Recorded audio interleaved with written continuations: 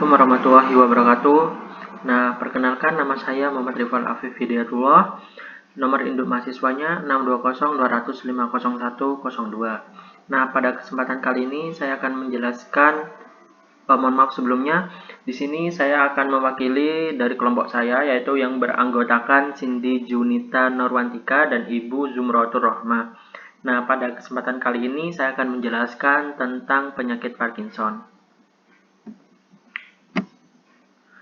Nah, definisi dari penyakit Parkinson itu sendiri adalah suatu penyakit yang disebabkan karena terjadinya penurunan kadar dopamin pada pars compacta subtania nigra, di mana pada memiliki peran penting dalam sistem ekstrapiramidal yang mengendalikan postur tubuh dan koordinasi gerakan motorik volunter, sehingga penyakit ini ditandai dengan gejala yaitu tremor, kemudian rigiditas, kemudian akinesia atau yang sering kita sebut juga bradykinesia, dan instabilitas postural. Nah, untuk Parkinsonisme adalah suatu sindrom yang ditandai dengan tremor pada waktu istirahat, kemudian rigiditas bradykinesia, dan hilangnya refleks postural akibat penurunan kadar dopamin dengan berbagai macam sebab. Nah, penyebabnya apa atau etiologinya apa, yaitu bisa berdasarkan usianya, kemudian bisa berdasarkan periodenya, kemudian bisa berdasarkan genetik atau keturunan, dan bisa berdasarkan faktor lingkungan. Untuk patofisiologi dari penyakit Parkinson itu sendiri, yaitu dopamin diproyeksikan ke striatum dan seterusnya ke ganglion basalis. Reduksi ini menyebabkan aktivitas neuron di stratum dan ganglion basalis menurun, sehingga menyebabkan gangguan keseimbangan antara inhibitorik dan eksitatorik.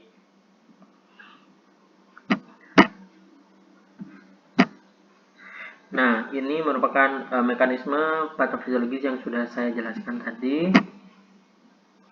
Kemudian, klasifikasi penyakit Parkinson itu sendiri yaitu ada Parkinsonismus primer atau yang sering kita sebut juga idiopatik, yaitu Parkinson ini sudah masuk gejala kronis tetapi penyebabnya belum jelas.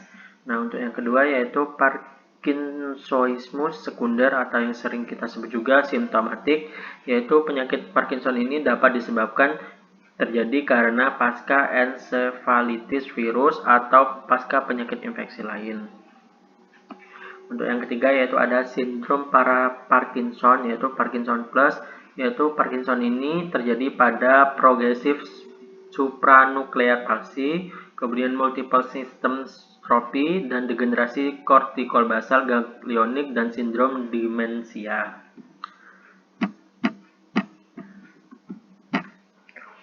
Nah, selanjutnya saya akan menjelaskan tentang manifestasi klinis. Nah, pada manifestasi klinis penyakit Parkinson, yaitu gejalanya ada 3, yaitu gejala motorik, kemudian ada gejala non-motorik, dan ada gejala motorik lain. Untuk gejala motorik yang seperti sudah saya jelaskan tadi di atas, yaitu terjadi yang namanya tremor, kemudian adanya rigiditas, kemudian adanya akinesia dan bradykinesia, dan postural tubuh yang tidak stabil. Kemudian gejala non-motoriknya yaitu ada gangguan disfungsi otonom, ada gangguan suasana hati, ada gangguan kognitif, dan ada insomnia juga, yaitu yang sering kita sebut juga gangguan tidur, kemudian ada gangguan sensasi, dan hipoponia, dan disfagia. Nah, untuk gejala motorik lain, contohnya yaitu ada face mask, yaitu kayak ada masker di muka, jadi mukanya nggak kelihatan natural, nggak seperti biasanya, seperti itu.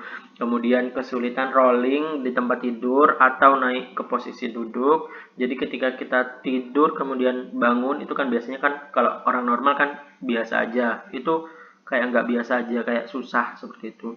Kemudian ada frozen, ada fascination. Nah, ini merupakan manifestasi klinik penyakit Parkinson yang seperti sudah saya jelaskan tadi, yaitu kesan penyakitnya itu mukanya yaitu seperti ada topeng-topengnya, kayak ada dia memakai masker, jadi nggak seperti biasanya kayak kaku seperti itu. Dan untuk kemudian posisi berdirinya yaitu di sini agak bongkok ya. Kemudian di punggungnya yaitu terjadi kekakuan. Kemudian pinggul dan lututnya juga nggak apa ya, nggak seperti biasanya, yaitu dia itu agak bengkok, nggak lurus. Kemudian dia kalau berjalan pastinya perlahan-perlahan karena postural tubuhnya udah nggak sesuai. Kemudian lengan dan sikunya di sini pada bengkok ya, nggak seperti biasanya. Kalau biasanya kan lurus, rapi seperti itu. Nah seperti itu sih kurang lebihnya. Untuk diagnosis penyakit Parkinson yaitu berdasarkan anamnesis dan pemeriksaan fisik dan pemeriksaan penunjangnya, yaitu yang pertama yaitu dengan pemeriksaan tekanan darah diukur dalam keadaan berbaring atau berdiri. Nah, kemudian yaitu menilai respon terhadap stres ringan. Yang ketiga yaitu mencatat dan mengikuti kemampuan fungsional. Dan yang keempat yang tidak kalah pentingnya yaitu dengan pemeriksaan penunjang, yaitu dilakukan yang namanya CT scan di kepala.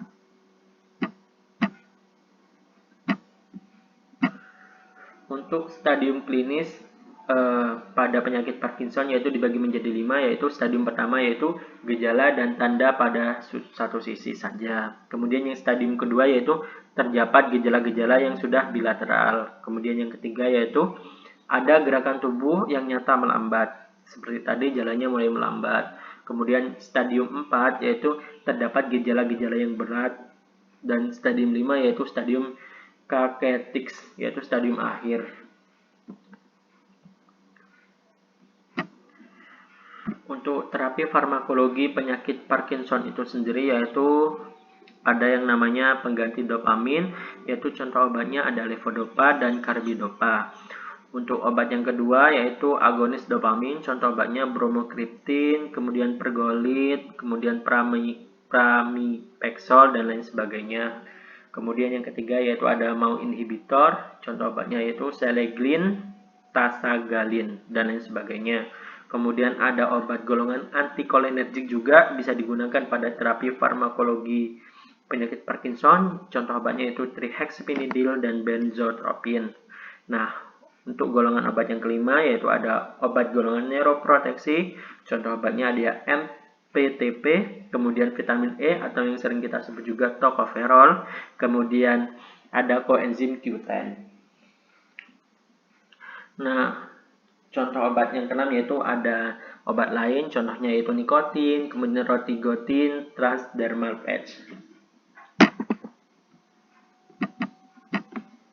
Nah, di sini sudah ada algoritma pengobatan penyakit Parkinson, yaitu apabila sudah diagnosis penyakit Parkinson, obatnya ada dua, yaitu bisa menggunakan terapi farmakologi dan terapi non-farmakologi. Nah, untuk terapi non-farmakologi yaitu dengan pemberian edukasi terhadap pasien, kemudian kita juga harus mensupport pasien dengan dukungan moral, kemudian olahraga yang rutin, kemudian kita harus memberikan nutrisi yang baik berupa makanan ataupun suplemen kepada pasien.